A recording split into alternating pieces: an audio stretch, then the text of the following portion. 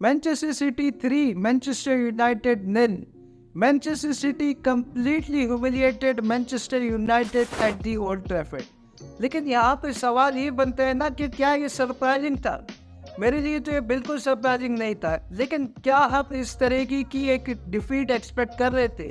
शायद हम इस तरीके की ह्यूमिलिएशन एक्सपेक्ट नहीं कर रहे हो, लेकिन वी ऑल नो कि City is superior than Manchester United. और अगर यूनाइटेड की मैं इस सीजन की बात करूं तो I think this season is a big step back for Manchester United than the last season. Specially कल की डिफीट के बाद बहुत से लोग मैनचेस्टर यूनाइटेड या एरिक टेन हाग को क्रिटिसाइज कर रहे हैं। मैं आगे चल के इन सारी चीज़ों को एड्रेस करूंगा, लेकिन सबसे पहले अगर मैं कल की गेम की बात करूं तो आई थिंक पहले शुरू के अगर 20 मिनट अगर आप देखें तो यूनाइटेड लुक्ड गुड। उनके पास हाफ चांसेस भी थे, उनके पास काउंटर अटैकिंग चांसेस भी थे जहां पे वो डेंजरस लगे।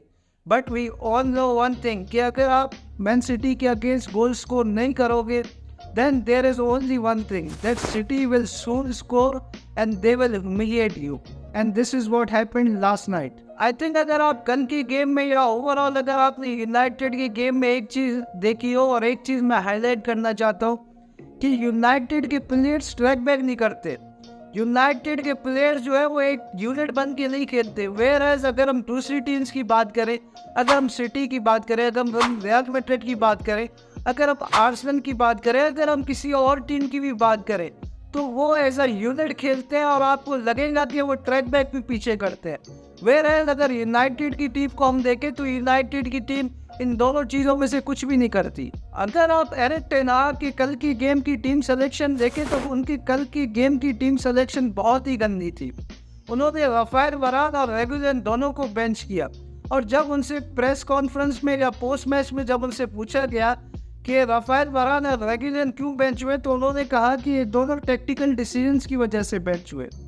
देखिए, with all due respect to Erik ten Hag, लेकिन मुझे लगता है कि जॉनी एवंस से injured Raphael Varane is better. ठीक है ना, Raphael Varane is one of your best defenders, और अगर आप जॉनी एवंस के साथ डर्बी में जा रहे हो तो what are you expecting for. और यहाँ पे कुछ ऐसी बातें भी निकल के आ रही है कि जेडन सेंचो के बाद शायद एरिक टेन हाग और राफेल वरान में कुछ चल रहा है बीच में, तो उसकी वजह से ही शायद एरिक टेन हाग ने राफेल वरान को बेंच किया। आई think this is very serious, specially अगर आप जेडन सेंचो की कंट्रोवर्सी के बाद देखें, अगर इस तरीके का कुछ चल रहा है तो मेरे ख्याल से ये कुछ अच्छी बात नहीं है यूनाइटेड के लिए। और अगर आप एरिक टेन हाग की हाफ टाइम सब्स्टिट्यूशंस भी देखें तो उनकी सब्स्टिट्यूशंस भी काफ़ी क्वेश्चन पूछे जा रहे हैं। सबसे पहला उन्होंने काम किया कि उन्होंने अहमदाबाद को सब कर दिया, और अहमदाबाद को सब करके वो मेसन माउंट को ले आए। ठीक है, मेसन माउंट को लाने के बाद स्टॉक मैकटोमिने को उनको एक ऐसी पोजीशन पे खिलाया गया जिसको हमने देखा है कि वो उस पोजीशन में कंफर्टेबल नहीं है, या उनकी कोई ऐसी वर्ल्ड क्लास परफॉर्मेंसेस नहीं थी। और आई थिंक यही वो डिसीजन था जहाँ से चीज़ें जो थी वो यूनाइटेड के लिए टेरेबल से टेरेबल होती गई। अब कल के गेम के बाद से बहुत से लोग एरिक टेन हाग पे काफ़ी बातें कर रहे हैं, और बातें करनी भी चाहिए। उन पे क्रिटिसिज्म हो रही है, उनकी टीम सिलेक्शन पे क्रिटिसिज्म हो रही है। देखिए, आई गेट इट, उन पे क्रिटिसिज्म भी होना चाहिए, उनकी टीम सिलेक्शन पे भी क्रिटिसिज्म होना चाहिए। ठीक है, उन्होंने जो प्लेयर्स मांगे ऑलमोस्ट उनको सारे प्लेयर्स ला के दिए गए, तो फाइनल रिजल्ट अगर नहीं आएंगे तो क्रिटिसिज्म उन पे होगी। लेकिन वहाँ पे एक और तबका आ जाता है उनको सैक करने वाला। सबसे पहली बात तो ये, आई डोंट थिंक कि दिस इज वेयर। सेकेंडली, अगर आप एरिक टेन हाग को सैक भी करोगे तो आप लाओगे किसको? चले आप किसी को ले भी आए, फॉर एग्जाम्पल ग्राहम पोटर की बातें चल रही हैं कि शायद उनमें इंटरेस्टेड हो मैनचेस्टर यूनाइटेड इन फ्यूचर, चले आप उनको लाए भी, ठीक है ना। लेकिन सबसे पहली बात तो ये कि पैसा कहाँ से आएगा उस मैनेजर को देने के लिए, एक प्रोजेक्ट कहाँ से आएगा उस मैनेजर को देने के लिए। देखिए, यहाँ पे सब लोगों को ये बात समझनी पड़ेगी कि यहाँ पे ना एरिक टेन हाग मसला है, ना राफ रैगनिक मसला थे, ना कोई और मसला है। यहाँ पे जो मसला है वो है ग्लेजर्स। जब तक ग्लेजर्स इस क्लब में है तब तक इस क्लब का कुछ भी नहीं हो सकता। सैडली, जब आपका सिस्टम ही ऊपर से ख़राब हो तो आप एक मैनेजर या कोई एक बंदा आके वो पूरा सिस्टम ठीक नहीं कर सकता। अगर आपको वाकई टीम को सही करना है तो सबसे पहले ग्लेजर्स को जाना पड़ेगा।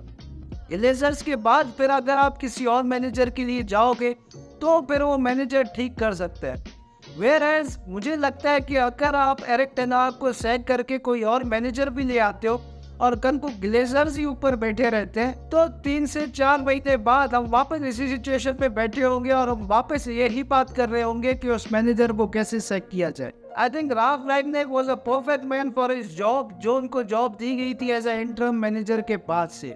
उनकी प्रेस कॉन्फ्रेंस में उन्होंने ये सारी बातों की निशानदेही की थी, उन्होंने ये सारी बातें की थी जो यूनाइटेड फैंस काफ़ी अरसे से किए आ रहे हैं।